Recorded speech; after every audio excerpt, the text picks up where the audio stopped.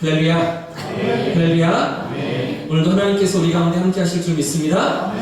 여러분, 오늘날 우리가 살아가는 현대사회는 여러 가지 갈등이 많이 있는 세상이죠. 여러분, 작게는 인간관계 갈등으로부터 크게는 세대 간의 갈등, 지역 간의 갈등, 정치 이념 간의 갈등까지 요즘 너무 많은 갈등으로 우리가 마음을 좀 상하고 또는 또 세상의 모습들을 보면서 마음이 안타까운 경험들을 하는 일들이 많이 있는 것 같은데요. 특히 우리나라의 갈등 지수는 OECD 가입 국가들 중에서 거의 최고 수준이라고 합니다.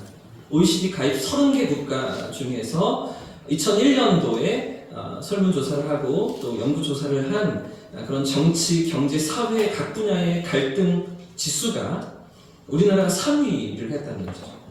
OECD 국가들 중에서 세 번째로 갈등 수치가 높은 그런 모습으로 연구 결과가 나왔다고 합니다. 1위가 어떤 나라인지 아십니까? 보이십니까? 1위가 마약과 부정부패의 나라 멕시코입니다. 1등. 자, 2등은요? 지금도 팔레스타인과 전쟁을 벌이고 있는 이스라엘이 갈등 지수가 두 번째로 높은 그런 나라이고요. 그 다음 세 번째가 우리나라입니다. 우리나라는 그 정도는 아닌 것 같은데 그런데 자세히 들여다보니까 너무나 갈등이 심각하다는 거죠. 여러분, 그렇다면 이처럼 갈등이 심각한 가운데 이런 갈등을 관리하고 조정하는 제도적인, 재정적인 지원이나 노력이 열심히 이루어지고 있는가? 우리나라에서 그런 어떤 노력들이 이루어지고 있는 그렇지도 않다고 합니다. 이 조사에서 우리나라의 갈등 관리 지수, 이 갈등의 위기를 관리하는 지수 역시 이 30개 국가들 가운데서 뒤에서 네 번째. 그러니까 갈등도 아주 심하고 곳곳에서 갈등이 아주 많은 그런 형편이고 이 갈등도 관리가 되지 않는, 갈등을 해결하기 위한 조치가 잘 이루어지지 않는 그런 상황이 우리나라라는 것인데 이 두 가지 결과 모두 우리나라가 최하위에 있다는 이야기 아니겠습니까?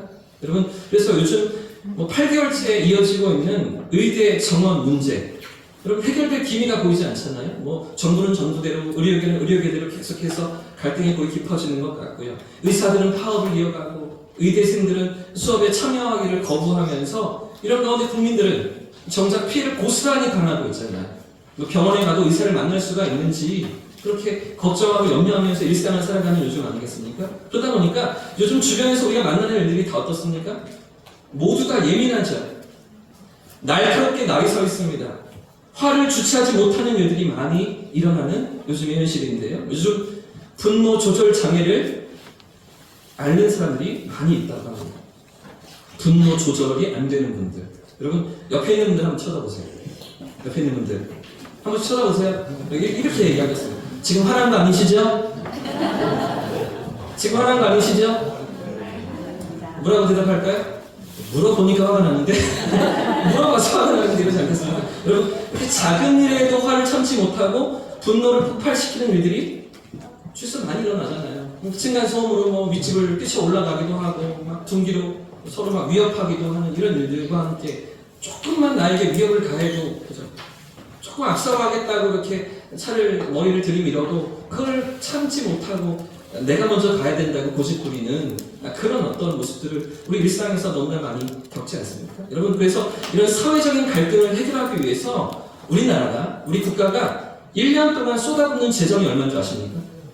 이런 사회적인 갈등을 해결하기 위해서 국가가 소비하는 재정, 삼성경제연구소 보고인데요. 적게는 80조라고 합니다. 80조의 재정을 이 갈등을 해결하는 데 쓴다고 하는 것이죠. 많게는 246조라고 합니다. 놀라시지도 않으시네요. 이 정도는 다 갖고 사니까 이 정도는 다 우리가 쓰고 사니까, 그죠? 여러분, 어마어마한 돈이 투자되고 있는 것입니다. 그만큼 우리 사회 갈등이 심각하다는 이야기 아니겠습니까? 여러분, 원래 갈등이라는 말의 의미를 아시죠? 갈등. 한자에서 왔습니다.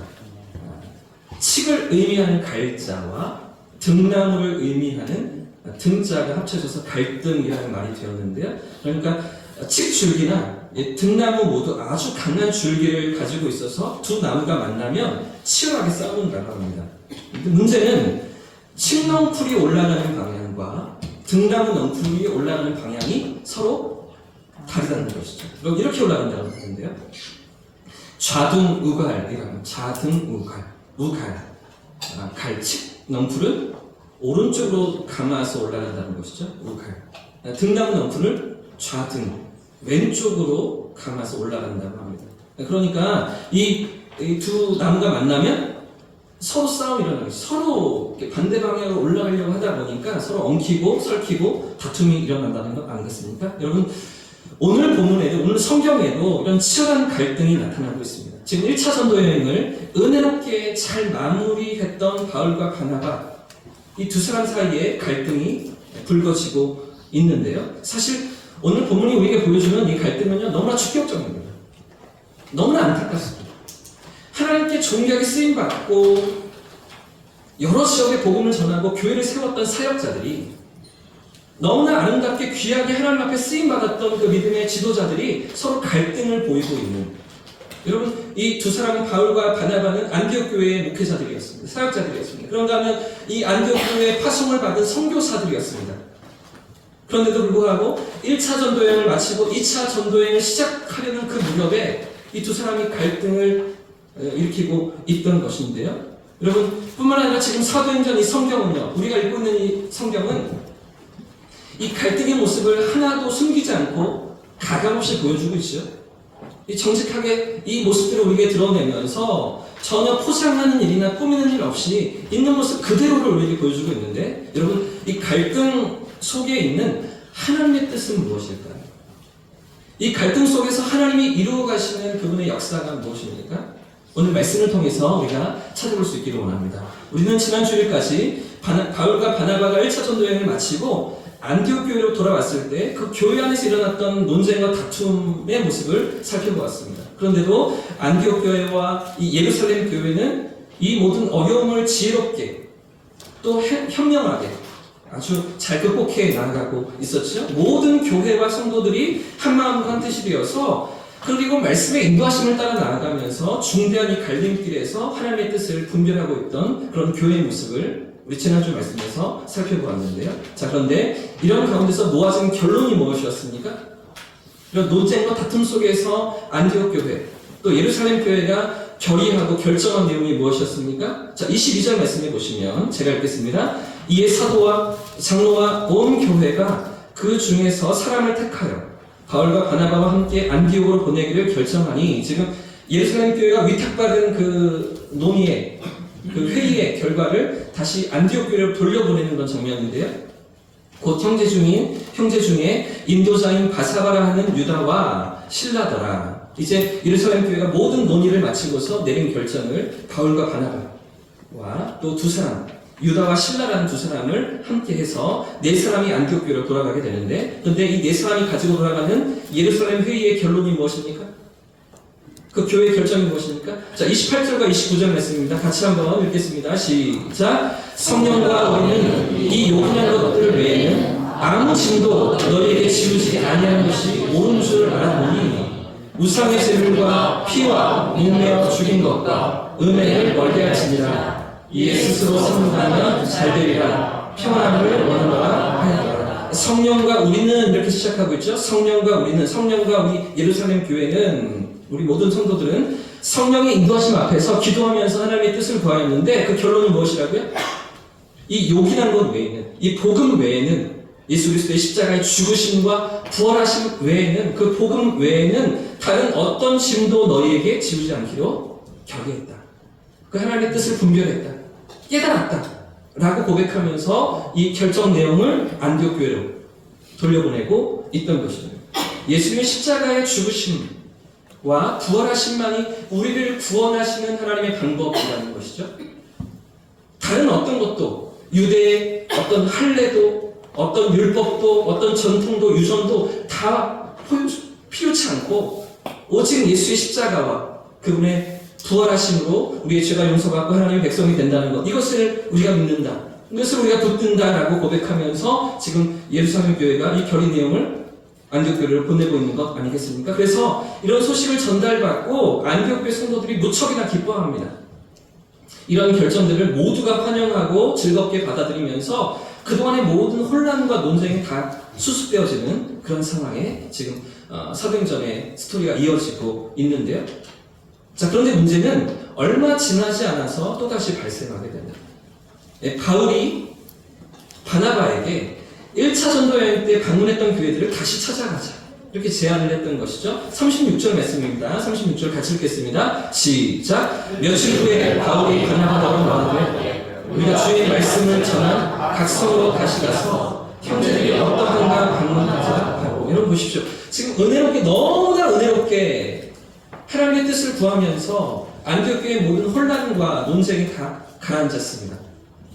성령의 인도하심을 따라가면서 교회가 다시 정상화되고 마음이 하나 되어지고 하나님의 인도하심 앞에서 온 교회가 바로 서는 그런 모습으로 우뚝 서고 있는데 며칠이 안 지났어요.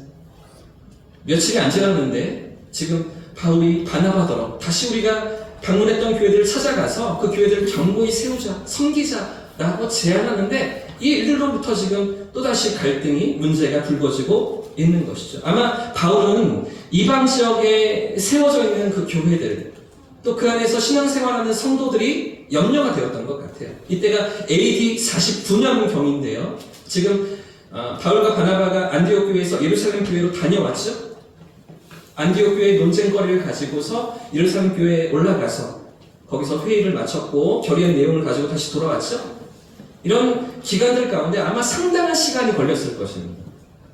아마 적지 않은 시간이 수개월이 걸리고 적게는 1년 넘게 시간들이 걸리면서 그러면서 바울과 바나바가 예루살렘 교회를 다녀왔기 때문에 그런 가운데 이방 지역에 흩어져 세워져 있는 교회들, 여러 교회들, 우리가 살펴봤던 구브로의 교회, 비시디 안디옥의 교회, 루스드라의 교회, 이고니온의 교회, 더베의 교회, 이런 교회들의 성도들이 어떻게 살아가고 있는가, 어떤 믿음으로 서 있는가가 바울은 염려가 되었던 것 같아요. 바나바에게 다시 한번 찾아갑시다, 이렇게 제안하고 요청하는데, 여러분, 그런데 이때 문제가 발생하는 것이죠. 전혀 예기치 않았던 문제가 다시 발생하게 되는데 어떤 문제입니까?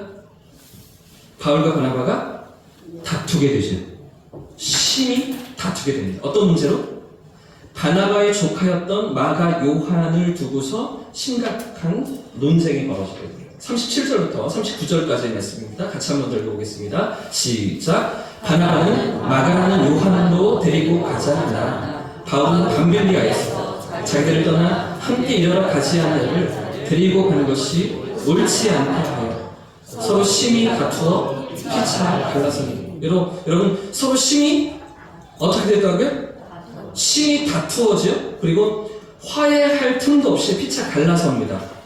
그러니까 바울은 이쪽 길로 가고 바나바는 저쪽 길로 가면서 완전히 다른 길로 지금 두 사람이 향하고 있는 것인데, 여러분, 우리가 지금까지 살펴봤던 이 1차 전도여행 팀의 아름다운 팀워크는 어디 갔습니까?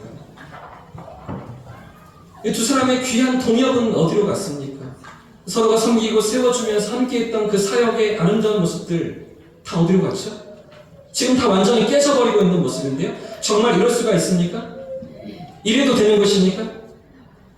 여러분, 지금껏 바나바가 어떤 사람이었죠? 바나바. 이 바울의 멘토였잖아요. 바나바가 바울을 찾아가고 바울을 일으켜주고 바울을 세워주면서 함께 한 팀이 되었고, 그래서 안디옥 교회도 섬겼고 1차 전도 여행도 이어왔던 그런 사역의 모습들 아니었습니까? 바나바는 바울의 멘토였어요. 만약 바나바가 없었다면 바울도 오늘 이 모습이 어쩌면 불가능했겠죠. 그 정도로 긴밀했던, 서로가 아주 끈끈했던 그런 관계인데 어떻게 이런 갈등이 일어날 수가 있는 것이죠? 여러분, 이렇게 보시면 바울이 조금 문제가 있나? 어떻게 바울이 그럴 수가 있지? 아무리 바울 지가 잘 나간다고 어떻게 스승의, 멘토의 등에 칼을 꽂을 수가 있어? 여러분, 이렇게 보시면 바울이 조금 잘못하는 것 같아 보이시죠? 하지만 바울도 보통 사람은 아닙니다. 1차 전도여행을 떠나면서 그치 나오면서 모든 시련과 고난과 어려움의 순간들을 믿음으로 이겨냈던 바울이었잖아요. 죽도록 돌에 얻어맞은 바울 아니었습니까? 그런데도 그 다음날 즉시로 일어나서 다시 성 안으로 들어가고 복음을 전하는 사역을 이어가던, 성령 충만하고 언제나 하나님의 뜻 앞에 서 있던 바울 아니었습니까? 그럼 바울도 아주 나쁜 사람은 아닌 것 같아 보이는데요. 여러분, 지금 이 문제를 어떻게 우리가 이해해야 될까요? 왜 이런 갈등이 일어나는 것입니까? 왜 성령 충만하고 믿음으로 살아가는 것 같은 두 지도자가 이런 갈등을 보여주고 있는 것입니까? 지금 이 두 사람의 충돌과 갈라섬을 우리가 어떻게 받아들여야 할까요? 두 가지가 우리가 오늘 생각해 봐야 될 부분인데, 첫 번째는요, 다시 한 번 더 따라해 보겠습니다. 갈등은 누구에게나 있다. 그렇습니다. 갈등은 누구에게나 있다는 것이죠. 성령 충만한 사람들에게도, 믿음이 좋은 분들에게도 갈등은 누구에게나 있다는 것입니다. 사람이 이 땅을 살아가면서 갈등을 겪지 않을 수 없다는 것이죠. 이 갈등은 방금 말씀드린 것처럼 바나바의 조카였던 마가 요한을 데리고 갔냐, 데리고 가지 않느냐의 문제였습니다. 이제 새롭게 출발하는 2차 전도 여행에 이 마가 요한을 참여시키느냐 그렇지 않느냐의 문제였는데요. 37절 말씀해 보니까 외삼촌이었던 바나바는 데리고 가고 싶었던 거죠.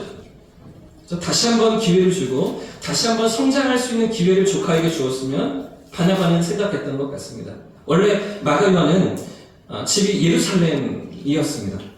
그리고 아주 부유했던 가정에서 유복하게 자란 그런 청년이었는데요. 사도행전 2장 말씀에 보시면 오순절 성령이 강림하실 때 110명의 제자들이 함께 모여서 성령의 오순절 임재하심을 경험하게 되잖아요. 그때 그 120명이 모였던 집이 마가 요한의 집이었다고 많은 학자들이 추정합니다. 그러니까 그 당시에 2000년 전에 120명이 모일 수 있는 큰 다락방을 가진 그 정도의 어떤 재력과 어떤 가문의 어떤 영향력과 이런 것을 가지고 살았던 그런 집이 마가 요한의 집이었던 건데요. 그러니 이 바나바와 바울이 얼마 전에 예루살렘을 방문했었을 때, 그때 바나바는 이 마가 요한을 찾아갔겠죠. 예루살렘 회의를 참여하면서 예루살렘 교회를 방문하면서 그때 아마 바나바가 조카 마가 요한을 만났을 것입니다. 그러면서 지난번 1차 전도여행 때 중간에 도망치고 포기했던 그런 상황들을 다시 한번 이야기하면서 이 마가 요한에게 권면하고 또 타이르면서 다시 사역에 동참할 것을 권면하지 않았겠습니까? 함께 할 것을 그렇게 요청하지 않았겠습니까? 자, 하지만 바울의 입장은 어떻습니까? 바울은 지난번에 너무나 힘들었잖아요. 이 마가 요한이 중간에 도망치면서 1차 전도여행 중도에 포기하고 도망치면서 완전히 팀 분위기도 가라앉게 되고요. 팀워크도 깨지게 되고요. 마가 요한이 남기고 간 그 짐을 지고서 2000m가 넘는 해발 2000m의 그 아나톨리아 산맥을 넘어서는데 얼마나 힘들었습니까? 죽을 고생을 했었잖아요. 바울이 생각할 때는 또 그런 상황이 벌어지면 안 된다는 것이죠. 또 그런 일들을 어떻게 우리가 극복하겠는가, 그런 상황을 또 만나면 안 되기 때문에 마가 요한을 데리고 갈 수가 없다라고 바울은 생각하고 있는 것입니다. 그렇게 실망스럽고 무책임한 마가 요한을 데리고 갈 수 없다, 단호히 거절하고 있던 것인데요. 자, 그래서 결국 두 사람이 어떻게 했어요? 서로 심히 다툽니다. 피차 갈라서고 맙니다. 다른 길로 가고 마는 것이죠. 함께 걸어왔던 길인데, 함께 동역을 이루어왔던 길인데 이제 다른 길로 서로 나아가게 되는 것입니다. 여러분, 두 사람 중에 바울과 바나바 중에 누구의 판단이 옳아 보이십니까? 누구의 선택이 옳다고 생각이 되십니까? 많은 경우에 우리는 누구에게 더 잘못이 있는가, 이렇게 생각하기가 쉬운 것 같습니다. 하나님 보시기에 누구에게 더 잘못이 있고 누가 더 큰 책임이 있는가, 이렇게 저울질할 때가 우리 많이 있지만, 하지만 여러분, 오늘 본문이 무엇을 말해주고 있습니까? 성경이 말하고 있는 것은 갈등은, 우리 삶의 갈등은 누구에게나 있다는 것이죠. 성령 충만해도 갈등은 있습니다. 믿음이 좋아도 갈등은 일어납니다. 하나님의 일을 감당하고 주님의 몸된 교회를 섬길 때에도 갈등은 있다는 것이죠. 여러분, 우리가 믿음으로 직분을 감당하고 맡기신 역할을 섬길 때에도 갈등이 없을 수는 없습니다. 교회 식당을 섬길 때에도 갈등이 있을 수 있겠죠. 우리 교회 이야기는 아닙니다. 우리 찬양대를 섬길 때도 갈등이 있을 수 있겠죠. 주일학교를 섬기면서도 그 안에 어떤 트러블과 마찰이 생길 수도 있는 것 아니겠습니까? 그런데 중요한 것은 이 갈등을 어떻게 해결해 나가는가, 피할 수 없는 갈등을 어떻게 성숙함으로 해결하며 극복하는가, 이게 문제라는 것입니다. 여러분, 우리 삶에 왜 갈등이 일어나게 됩니까? 왜 우리가 믿음으로 섬기면서 주님의 일을 감당하는데도 갈등이 발생하는 것입니까? 그 이유는 우리가 서로 기질이 다르기 때문입니다. 우리 각자가 성향과 기질이 다르고 은사가 다르기 때문인데요.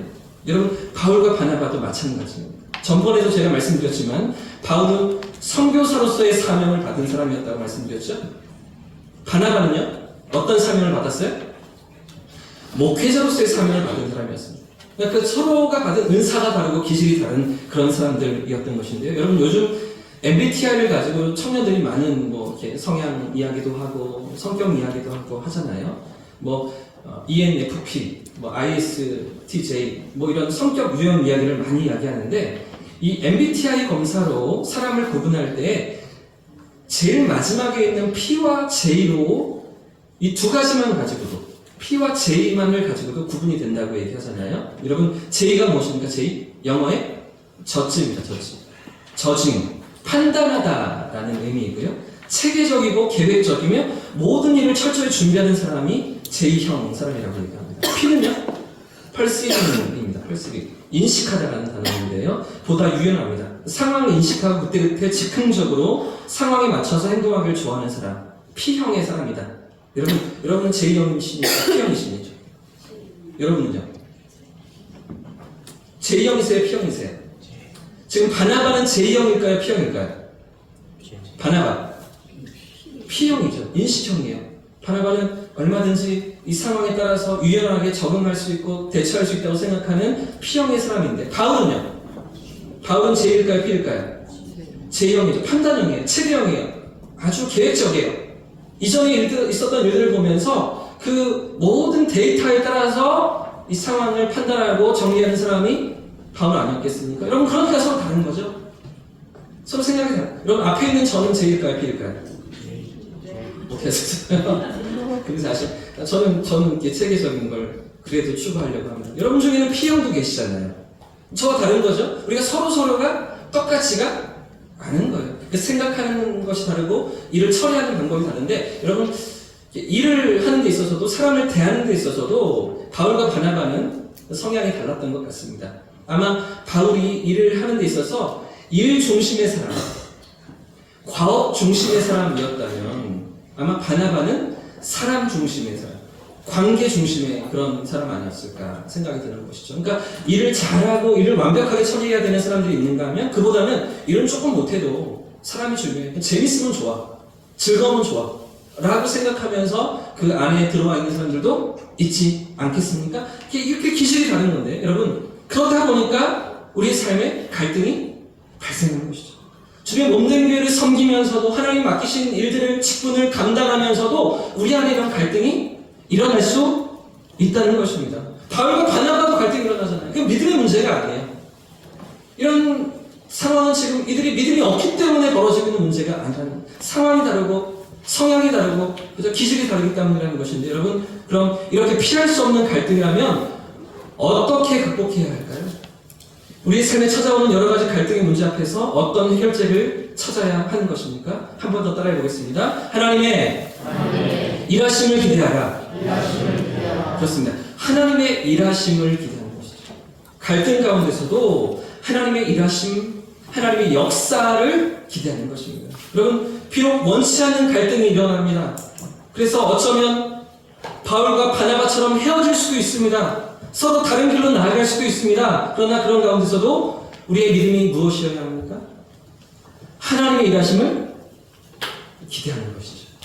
하나님의 역사하심을 우리가 바라보는 것입니다. 오늘 39절부터 41절까지의 말씀인데요. 한 번 더 39절 이하의 말씀 읽겠습니다. 시작! 서로 심히 다투어 피차 갈라서니 바나바는 마가를 데리고 배 타고 구브로로 가고 바울은 신라를 택한 후에 형제들에게 주의 은혜의 택함을 받고 떠나 수리아와 길리기아로 다니며 교회들을 경고하게 하니라. 아멘.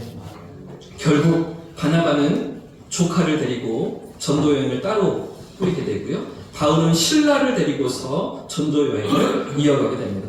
이제 서로가 다른 방향으로 나아가면서 사역을 펼치게 되는데 여러분 이후의 스토리가 어떻게 이어지는지 여러분 아시죠? 우리가 다음 주에도 계속해서 살펴볼 사도행전의 말씀들은 이제 바울 중심으로 바울과 신라를 중심으로 사도행전의 모든 이야기들이 펼쳐져 나아가는 거예요. 그럼 여러분 이제 하나님께서 손을 누구에게 들어주셨습니까? 바울과 바나바 중에 누구에게 손을 들어주셨습니까? 대답을 안 하시네요?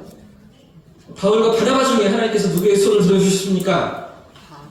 그렇게 보시면 안 되기 때문에 대답을 못 하시죠? 여러분, 두 사람 다 하나님이 사용하십니다.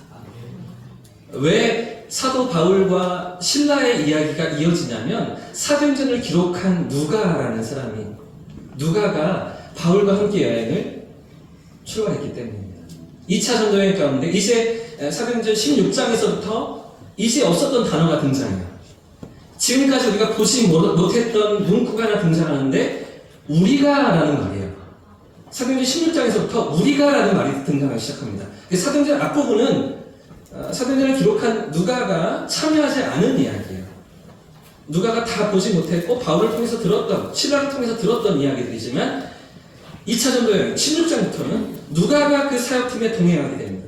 그리고 바울의 주치의가 되죠. 당시에 의사였던 누가가 바울 곁에 있으면서 그 모든 사역에 끝까지 이제 동역을 이뤄가는 그런 모습을 함께하게 되는데, 바울과 실라의 전도팀에 누가가 함께했기 때문이에요. 바나바를 쓰시지 않기 때문이 아니라는 것이죠. 하나님은 바울도 사용하십니다. 하나님은 바나바도 귀하게 사용하십니다. 하나님은 두 사람의 결정을 존중해 주시고 이들을 통해서 하나님의 뜻을, 하나님의 역사를 나타내시고 이어가시는 것인데, 여러분, 오늘 우리는 연약해서 넘어질 때가 있습니다. 우리가 실수할 때도 있습니다. 그래서 주님의 일을 하면서 갈등이 일어날 수도 있겠죠. 하지만 여러분, 사명의 길을 포기해서는 안 되는 것입니다. 우리의 허물과 연약함이 드러나고 실패가 드러날 때에도 우리에게 맡기신 사명의 길을 걸어가야 하는 것이죠. 왜 그럴까요? 우리가 실패할 때도 하나님은 실패하지 않으시기 때문에. 할렐루야! 우리가 넘어질 때에도 하나님은 여전히 당신의 뜻을 이루어 가시기 때문이죠. 오늘 보면 41절 말씀이 마지막 절에 보시면 수리아와 길리기아로 다니며 교회들을 경고하게 한다. 누가요? 바울과 실라가요. 그런가 하면 바나바와 마가 요한도 총기하게 쓰임만. 오늘 시간이 없어서 제가 다 나누지 못하지만 이 마가 요한을 통해서 어떻게 하나님이 위대한 일들을 이루시는가 우리 성경 곳곳에서 찾아볼 수 있습니다. 디모데후서 4장 말씀을 보시면 이 마가 요한이 나중에는 이 바울의 너무나 귀한 동역자로 서 있는 모습들을 우리가 확인하게 되거든요. 바울이 싫다고 같이 할 수 없다고 그렇게 거절했던 마가 요한이 시간이 지나서 바울에게 있어서 너무나 귀한 동역자로 세워질 뿐 아니라, 여러분, 우리가 잘 알고 있는 사복음서 가운데 마태, 마가복음, 두 번째 복음서를 이 마가 요한이 기록하게 됩니다. 역사상 가장 첫 번째 복음서라고 학자들은 이야기하는데, 마태복음보다, 누가복음보다, 요한복음보다 더 먼저 쓰여진 복음서가 마가복음이었다고 이야기합니다. 그래서 가장 콤팩트합니다. 가장 간결합니다. 가장 첫 번째로 나왔던, 사람들에게 예수 그리스도의 복음을 전하기 위해서 빨리 적어야 됐기 때문에 16장밖에 되지 않는 28장의 마태복음, 24장의 누가복음, 21장의, 22장의 요한복음과 다르게 너무나 간략하게 적어놓은 그 복음서를 마가 요한이 가장 먼저 적었던 것이죠. 여러분, 이런 귀한 열매들은 바나바를 통해서 이어지는 하나님이 이루시는 역사 아니겠습니까? 바울도 하나님이 귀하게 사용하시지만 바나바도 존귀하게 사용하신 줄 믿습니다. 우리의 삶에 갈등이 일어날 수 있지만, 어려움이 생길 수 있지만, 그럼에도 불구하고 하나님의 일은 확장되어져 가는 줄 믿습니다. 하나님의 역사는 여전히 일하고 계신 줄 믿습니다. 그 하나님 앞에서 믿음의 소망을 가지고 실패가 없으시고 실수가 없으신 하나님을 바라보면서 우리는 연약해도, 우리는 미숙해도 선하신 뜻을 이루어 가시는 하나님을 기대하면서 믿음으로 살아가는 저와 여러분 되시기를 예수님의 이름으로 축복합니다.